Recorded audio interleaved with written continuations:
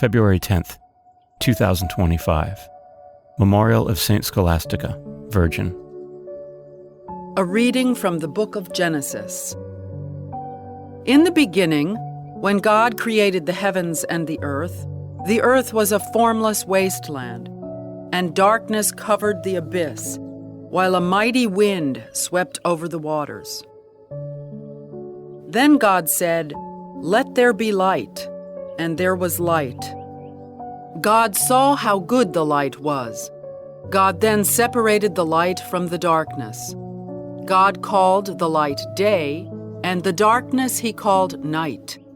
Thus evening came, and morning followed, the first day. Then God said, "Let there be a dome in the middle of the waters, to separate one body of water from the other." And so it happened. God made the dome, and it separated the water above the dome from the water below it. God called the dome the sky. Evening came, and morning followed, the second day. Then God said, "Let the water under the sky be gathered into a single basin, so that the dry land may appear." And so it happened. The water under the sky was gathered into its basin, and the dry land appeared. God called the dry land the earth, and the basin of the water he called the sea. God saw how good it was. Then God said, "Let the earth bring forth vegetation, every kind of plant that bears seed, and every kind of fruit tree on earth that bears fruit with its seeds in it." And so it happened. The earth brought forth every kind of plant that bears seed, and every kind of fruit tree on earth that bears fruit with its seed in it. God saw how good it was. Evening came, and morning followed, the third day. Then God said, "Let there be lights in the dome of the sky to separate day from night.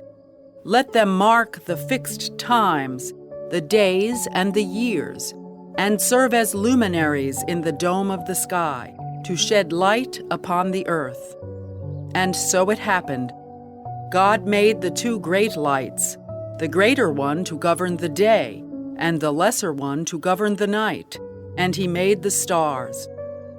God set them in the dome of the sky, to shed light upon the earth, to govern the day and the night, and to separate the light from the darkness.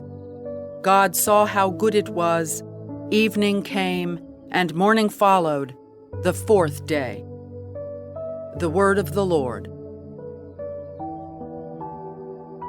Responsorial Psalm. The response is, "May the Lord be glad in his works." Bless the Lord, O my soul. O Lord my God, you are great indeed. You are clothed with majesty and glory, robed in light as with a cloak. May the Lord be glad in his works. You fixed the earth upon its foundation, not to be moved forever. With the ocean as with a garment, you covered it. Above the mountains the waters stood. May the Lord be glad in his works. You send forth springs into the watercourses that wind among the mountains. Beside them the birds of heaven dwell. From among the branches they send forth their song.